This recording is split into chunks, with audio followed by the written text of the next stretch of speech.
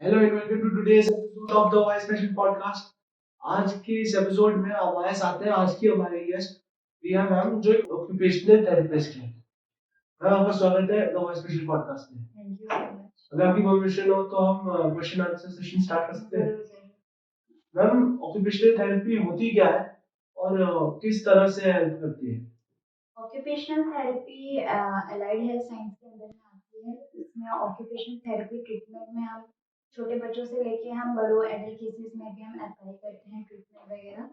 और ये हेल्पफुल होती है, लाइक जैसे किसी को स्ट्रेंथ की प्रॉब्लम है, फिजिकल नीड है एंड कॉग्निटिव इम्पेयरमेंट है, तो इसमें हम ऑक्यूपेशनल थेरेपी ट्रीटमेंट प्रोवाइड करते हैं। लाइक जैसे कि स्पेशल नीड्स अगर बच्चे हैं तो हम स्कूल सेटअप में आते हैं तो काफ़ी प्रॉब्लम्स होती है। जैसे कोई बच्चा अगर बॉल किक नहीं कर पा रहा है या बाइसाइकिल नहीं चला पा रहा है, तो ऑक्यूपेशनल थेरेपी का रोल होता है कि हम उसके बैलेंसिंग एंड कोऑर्डिनेशन पे वर्क करें। लाइक अगर कोई बच्चा फीडिंग, ग्रूमिंग, ड्रेसिंग नहीं कर पा रहा है, तो हमारा काम होता है फाइन मोटर, बटनिंग वगैरह सिखाने का और डेली एक्टिविटी पे फोकस करने का, जो उसको इंडिपेंडेंट बनाता इंटरेस्टिंग इंफॉर्मेशन। है। बढ़ते हमारे अगले सवाल की ओर।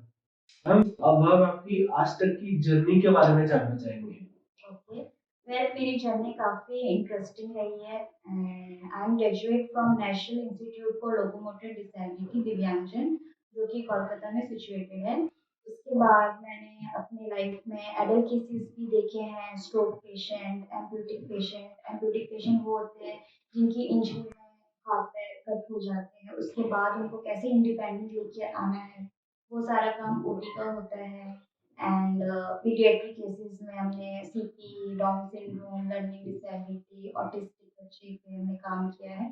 एंड रिसेंटली मैं अभी पीडियाट्रिक डिपार्टमेंट में हूँ, जिसमें मैं स्कूल गोइंग बच्चों पे वर्क करती हूँ। एक्सीलेंट।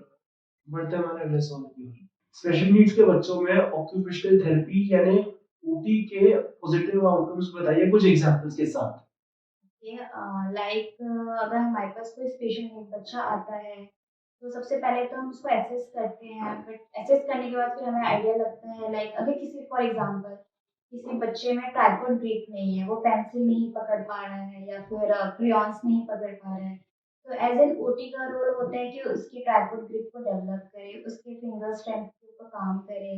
एंड फर्दर अगर एक एज लिमिट के बाद भी बच्चे में डेवलपमेंट नहीं आ पा रही है, तो ओटी का क्या रोल होता है कि वो उसको असिस्टेड या मॉडिफाइड पेंसिल रेडी करते हैं, सो दैट वो इंडिपेंडेंटली राइटिंग करे। ऐसे ही हमारी बहुत सारी चीज़ें हो जाती है डेली लिविंग में काम करने के लिए, जैसे बच्चे ग्रूमिंग, ड्रेसिंग पे आ जाए हम, या फिर फीडिंग पे आ जाए। बच्चों के ग्रास डेवलप नहीं हो पाते हैं, तो वो स्पून होल्ड नहीं कर पाते हैं या बॉटल होल्ड नहीं कर पाते हैं, तो ओटी का रोल होता है लाइक वो उनको मॉडिफाइड स्पून तैयार करके दे, जो कि उनके ग्रास जैसे उनकी ग्राफ्स की नीड है उस अकॉर्डिंग हम स्पून रेडी करते हैं। एंड बच्चे जैसे वॉकिंग में इम्पेयरमेंट होता है, तो हम व्हील चेयर मॉडिफाई करके प्रोवाइड करते हैं प्रॉपर असेसमेंट के साथ कि उनके पोस्चर वगैरह पे करेक्शन हो अच्छे से, उनकी बेंडिंग ज़्यादा ना हो, जिनसे उनका पोस्चर खराब ना हो। ऐसे बहुत सारे रोल्स होते हैं जो हम प्रोवाइड। अमेजिंग। आगे बढ़ते हुए हमारे अगले सवाल की ओर। क्या आप दूसरे स्पेशल एजुकेटर्स के साथ कोलैबोरेट करती हैं और ये किस तरह से हेल्प करता है? हाँ जी, मैं करती हूँ। हम सभी लोग करते हैं एजुकेटर्स के साथ कोलैबोरेट। हम speech therapist, autist and educators team wise work करते हैं। फॉर एग्जांपल अगर कोई बच्चा हमारे पास आता है, तो हम प्रॉपर असेसमेंट करते हैं, एजुकेटर्स अपने अकॉर्डिंग, ओटी अपने अकॉर्डिंग एंड स्पीच थेरेपिस्ट हम बच्चों को ऑब्जर्व करते हैं एंड देन फिर हम फर्दर डिस्कस करते हैं।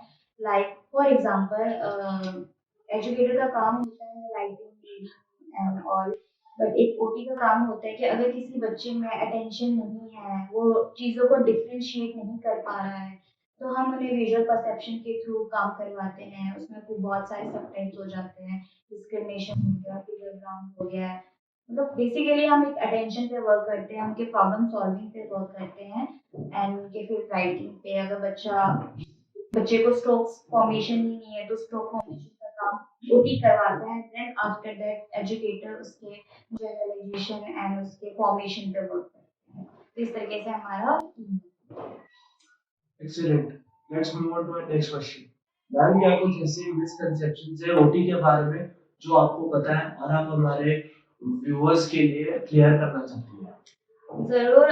मैंने बहुत ऐसे मिसकंसेप्शन सुने हैं ओटी के रिगार्डिंग, लाइक बहुत लोग कहते हैं कि occupational therapy and physical therapies are same, but ऐसा नहीं है। एंड मैंने ये भी बहुत सुना है कि ऑक्यूपेशनल थेरेपी में सिर्फ प्ले प्ले करवाया जाता है, पजल्स करवाए जाते हैं, बट इसके पीछे हमारे एक मोटिव होता है। बहुत सारे बच्चे जो छोटे आते हैं, किसी किसी बच्चों में टेंट्रम्स होते हैं, कोई कोई बच्चे बिहेवियर भी शो कर देते हैं, तो लाइक सामने वाले को देखने को लगता है कि हम प्ले करवा रहे हैं, बट ऐसा नहीं होता है। हमारे पीछे उनका एक गोल होता है कि हम प्लेफुल एक्टिविटी के थ्रू उनका गोल अचीव करवाते हैं। पजल्स करवाने में भी हमारे एक रोल होता है कि लाइक हम कम्प्रीहेंशन पे वर्क कर रहे हैं, एंड प्ले में हम प्ले थेरेपी देते हैं, प्ले ग्रुप थेरेपी होती है जिसमें हम सोशलाइजेशन पे वर्क करते हैं कि बहुत बच्चे इंडिविजुअली सोशलाइज नहीं होते अपने फ्रेंड्स के साथ, अपने फैमिली मेंबर्स के साथ, तो ग्रुप थेरेपी में हम सोशलाइजेशन पे वर्क करते हैं। एंड ये ऐसे भी लोग कहते हैं कि कोई अगर पूछते हैं उनसे कि ऑक्यूपेशनल थेरेपी क्या है, तो लोग कह देते हैं कि just similar like physiotherapy, but physiotherapy and occupational therapy दोनों का डिफरेंट डिफरेंट रोल होता है। That's great to know. बढ़ते हमारे अगले सवाल की ओर। मैम, अगर कोई भी आपके पास थेरेपी के लिए आता है तो आप उसे कैसे असेस करती हैं?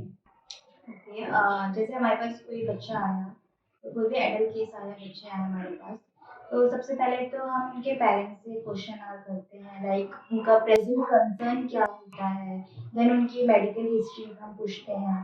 फर्दर उसके बाद फिर हम 10-15 मिनट्स के लिए पर्सनली हम जो भी पेशेंट है या चाइल्ड है, हम उसको ऑब्जर्व करते हैं। ऑन ऑब्जर्वेशन फिर हम राइट डाउन करते हैं कि हमें जैसे लग रहा है कि बच्चे की टो वॉकिंग है, अगर स्पेशली कोई बच्चा आया है हमारे पास, या फिर वो स्पिन कर रहा है, तो इट्स मीन्स वो विजुअल सीकिंग कर रहा है। बहुत सारे बच्चों की होती है ऑब्सेशन होती है कि छोटी छोटी चीज़ों को उठा के अपने आंखों के सामने ला के देखना, तो ये सारी चीज़ें सेंसरीज में आ जाती हैं। एंड सेंसरी इंट्रीगेशन की हमारे क्वेश्चन ऑफ परफॉर्मा होता है, जिसके अकॉर्डिंग हम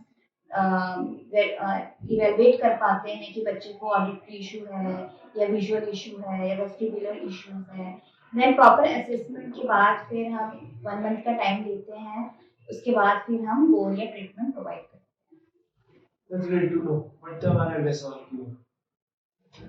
मैम, क्या आपकी फील्ड में टेक्नोलॉजी का इन्फ्लुएंस हुआ है? अगर हाँ तो कैसे? ओके, हमारे फील्ड में काफ़ी सारे टेक्नोलॉजीज अभी आए हैं, लाइक अब डिफरेंट डिफरेंट टाइप्स की एप्स आ गए हैं जिसमें हम विजुअल परसेप्शन, गेम्स के अकॉर्डिंग हम अटेंशन एंड ये सब रिगेन कर सकते हैं। लाइक बहुत सारे बच्चों को पेपर वर्क पसंद नहीं आता है, बट आजकल के बच्चे like mobile, tab and computer पे काफ़ी ज़्यादा अट्रैक्ट होते हैं, तो हम उसी में बच्चों के लिए एप्स प्रोवाइड किया है जिसमें वो विजुअल परसेप्शन वगैरह पे काम कर सकते हैं, उनके अटेंशन वगैरह पे फोकस किया जा सकता है। एंड अब तो रोबोटिक भी आ चुके हैं जो हमें किसी सेकंड पर्सन की नीड नहीं होती है, वो बच्चों की हेल्प कर देती है। किसी भी एडल्ट को अगर नीड हो रही है तो उसके अकॉर्डिंग वो हेल्पफुल हो जाता है। व्हील चेयर मॉडिफाइड आ चुके हैं जो उसमें भी हमें सेकंड पर्सन की नीड नहीं होती। आजकल व्हील चेयर्स में ऑटोमेटिक सिस्टम्स आ गए हैं कि खुद से ऑपरेट करो या खुद से अपना काम करो, तो ऐसे बहुत सारी चीजें हैं जो हमारे ओटी फील्ड में इन्फ्लुएंस करते हैं। इंटरेस्टिंग। नेक्स्ट। मैम, जिन बच्चों को ओटी की जरूरत पड़ती है उनके पेरेंट्स के लिए कोई मैसेज? हाँ, हम ओटिस्ट यही बोलेंगे, मैसेज हम यही प्रोवाइड करेंगे कि लाइक पेरेंट्स को काफ़ी पेशेंस रहना चाहिए। लाइक बहुत ऐसे केसेस हो जाते हैं कि आपको 2-3 मंथ्स में भी रिजल्ट मिल जाते हैं, कभी कभी काफ़ी लॉन्ग टर्म पीरियड हो जाता है जिसमें 1-2 years हो जाते हैं थेरेपी करवाते हुए बच्चों के, तो उसमें पेरेंट्स जनरली थोड़े से वो हो जाते हैं, होपलेस हो जाते हैं कि हमारा बच्चा ठीक होगा नहीं होगा, बट हम इनको यही होप देते हैं कि थेरेपी कंटिन्यूस करिए एंड होप रखिए, बिकॉज जितनी कंटिन्यूस थेरेपी होगी उतने अच्छे रिजल्ट्स। अमेजिंग। बढ़ते हमारे आखिरी सवाल की ओर। जो लोग ऑक्यूपेशनल थेरेपी यानी ओटी को करियर के तौर पर चूज करना चाहते हो उनके लिए कोई एडवाइस? ज़रूर मैं देना चाहूँगी, क्योंकि पहले ऑक्यूपेशनल थेरेपी का इतना स्कोप नहीं था, अवेयरनेस नहीं था लोगों में, तो लोग जान नहीं पाते थे कि ऑक्यूपेशनल थेरेपी का रोल क्या है। बट रिसेंटली हम देखें पास्ट 5 6 7 ईयर्स में काफ़ी ज़्यादा रोल हो गया है ओटी का, एंड लोगों को अब अवेयरनेस भी हो रही है धीरे धीरे।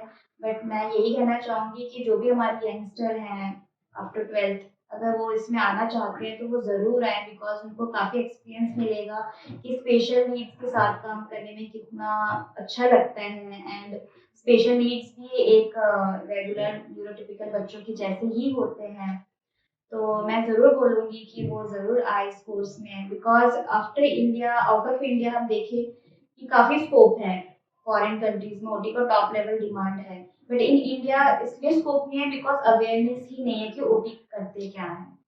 तो वो आए, जाने ओटी का रोल क्या है, एंड फिर हमारे जितने भी बच्चे हैं स्पेशल नीड्स के या फिर एडल्ट केसेस हैं जो पोस्ट रिकवरी की नीड होती है, तो ओटी इसमें हेल्पफुल रहते हैं। Thank you so much ma'am, आपने मेरे सवालों पे जवाब दिए। Thank you so much, it's been an honour talking to you. Thank you so much हमारे लिए टाइम निकालने के लिए। Welcome, and thank you so much, आपने मुझे इतनी अच्छी अपॉर्चुनिटी दी जो मैं ऑक्यूपेशनल थेरेपी के बारे में अवेयरनेस बता सकूँ। Thank you so much. Thank you ma'am.